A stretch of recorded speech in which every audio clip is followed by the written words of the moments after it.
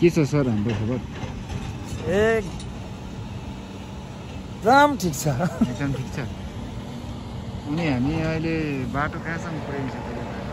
यो बाटो बेसी सहर जोड्ने बाटो हो। हजुर।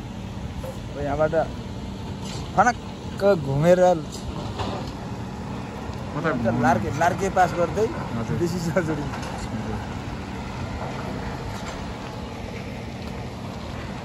यो काम अगाडि बढाइरहनु भएको छ। एकदमै अगाडि बसेर